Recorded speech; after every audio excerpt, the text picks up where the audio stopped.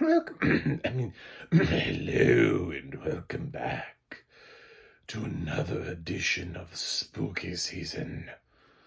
I am your host, John Stark.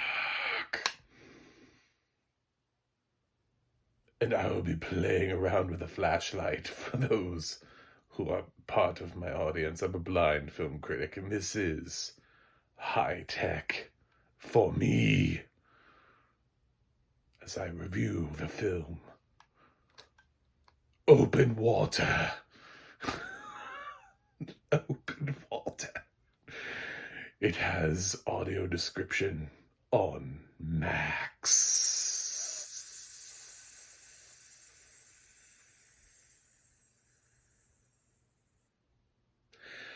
I'm not gonna do that the whole time. That would be obnoxious. So Open Water came out 21 years ago today. If that's not scary enough. The fact that this movie is 21 years old. Good God. It made me feel really old. That was the scariest part of the film, was I was like, I was working in theaters when this came out.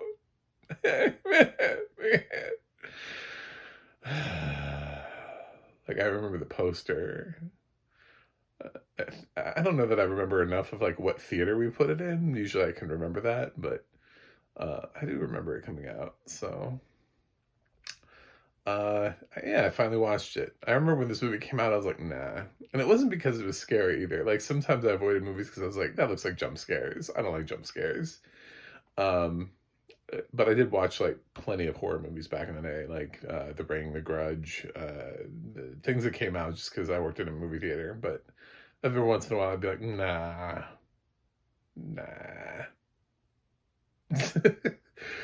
But this one, I just was like, I don't know, it's two people floating in the water for an hour and a half. It's just like, and it is still that. It's still that. I don't know why this movie's classified as a horror movie. Like, we are really just stretching that that term. You know what I'm saying? Like, it is two people floating out in the water for less than an hour and a half. This movie runs an hour and 18 minutes because if it ran any longer than that, its audience would be asleep. It's so slow. It is so slow. It has to have all of this lead up because if they were out in the ocean the whole time, the movie would be even worse. So, the film is shot. I want to say they want to give you the impression that it's, handheld camera style, except for it can't be found footage because they literally like leave the boat. Like they follow the crew of, anyway, found footage movies stick with found footage. Blair Witch Project and Paranormal Activity actually know what they're doing when they go to found footage movies. In the middle here we have Open Water, which is, I don't know what it's doing. I'm not going to call it a found footage movie though. I refuse to do it. It's shit is what it is. I'm sorry, I'm wasting a spooky season on this, but it has audio description, and I ended up on Open Water after I clicked on Sinister, and the audio description track on that is fucking terrible. It is offensively terrible, and I'm going to punch Lionsgate in the face for continuing to send that track around. It is, you can't hear the movie. You just cannot hear the movie. It is so ridiculous. The only way I would be able to hear Sinister would be to turn off audio description, which defeats the purpose. So, of being a blind film critic that talks about movies with audio description. So we're talking about Open Water because it has audio description, done by, I believe, Tansy Alexander did this one. So shout out to Tansy, who does a nice job on a film that didn't need it. Yeah, so we meet two people. I didn't even care what the names were. Jack and Jill, fuck it, whatever. They're they're out in, I want to say Australia. So I'm just going to say Australia. I didn't really care. It was, again, if you've seen Open Water, I feel like you're right there with me on this. You're like, oh my God, he finally saw it. Oh shit. I'm so sorry, dude. And I was like, yeah. I know it says like a 5 something on IMDb, so people are like very lukewarm about this movie. It's not really considered a horror classic. even though it's had like multiple sequels for some reason. People were like, well, what if we keep doing this over and over? And it's like, why? Like, what are you gonna do? The only way this movie would work would be if like an entire boat capsized and there were like 50 people out in the water. Like that's the only way this concept could possibly be interesting. Um so yeah, The Shallows, at least she like could see land. So the whole film, which I like The Shallows by the way, she's on a rock and she's like within swimming distance of land. So it's about shit. I'm so close. Can I get there? How do I get there?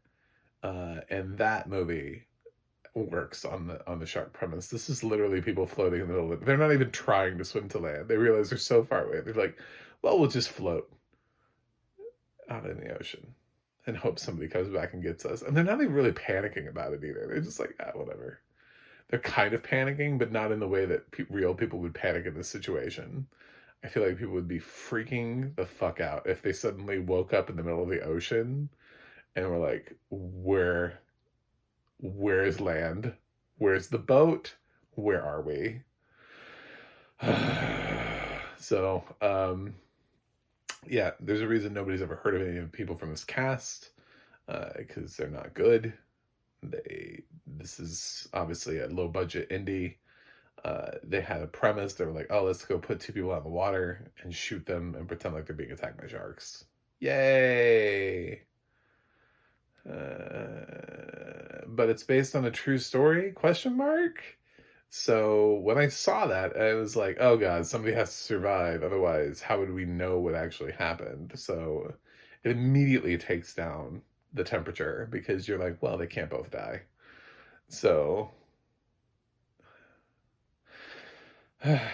anyway, like some of it is just really dumb and they don't even really, maybe it's just the lack of audio description, but like I don't know, something bites her leg or something at one point, and she's like, oh, it hurts. Oh. I'm like, girl, have you ever been bitten by anything in your life before? Like, and like he goes down to look at it, and he's like, I don't know, maybe you rubbed against my knife. I was like, yeah, that's what happened. It's just casually just rubbed against the knife. I don't know. Two people go to vacation. They take a cruise out into the ocean to go scuba diving.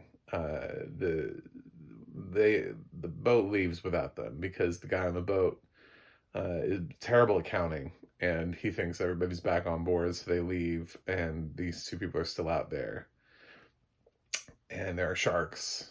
Now it says shark infested waters, and it's like, I guess, what does infested mean to you? Like it's they're not like, do you know what I'm saying? Like it's not cartoonishly large amounts of sharks. So it just, there are sharks in the ocean. You know, it's more like a realistic thing. I feel like this movie is actually fairly realistic for maybe what your experience would actually be like, except for the actors are really bad at doing it. So, audio description, I, you know, I kind of wish they would talk less so Tansy could describe more, but then I'd be like, then what is Tansy describing? Because they're just like floating in the ocean. You know, like there's only just so much. I mean, they have some camera angles. There's like one scene where she's like floating on her back, which like changes things up for a bit. I think there's like a seagull that flies in at one point. So it's like every once in a while, like there's something, but it's so, I'm kind of wasting a spooky season on this, but some people consider this to be a horror movie, and you know what? Not all 31 days of this is going to be like gems. Sometimes there's just going to be movies that have audio description, and people are going to be like, what about this one? And I'm going to be like, nah, dude. Nah, no, no. So that's this for me. I'm like, no. I wasn't even remotely scared. I was actually really bored. And it's only an hour and 18 minutes long. And this could have been 20. This could have been an Oscar short. Oscar short feature. I don't know. But yeah. This is uh, not as interesting as you would think it is. Certainly not a horror movie. Uh, it's not like at any point in the film, this film gets like oh big for its britches, and like a shark like jumps out of the water and bites one of them in half, and then they have like it's just like a torso floating. Like that's no, that's not the film.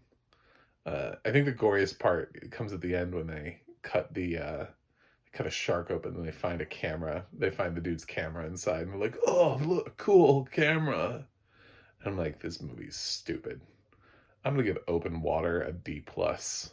I thought this movie was dumb. Uh, I think there are movies that are like this that have been done better, largely because they hired actors that could act. And you could say, well, it's independent, it's low budget, they saved money, and I would say, I think the two people that are in Paranormal Activity are better actors than the two people who are in Open Water, and are more committed to that experience of being in the house than these two people are floating in the ocean. If you can't find two people who seem appropriately scared of floating in the ocean, or could even pass as being a couple, then don't cast them. Like, keep looking. You'll find people eventually. I think they just stuck with two people who they thought were pretty, and they were like, let's go with them. They're cute. Well, pretty people are not always good actors, though. And this is an example of where you really needed two people who could sell the shit out of this. There's a reason why some of the people in Blair Witch Project like continued to act after Blair Witch Project, and the reason why I don't know who the fuck these people are from Open Water. So, yeah, that's it. Until next time. Yeah.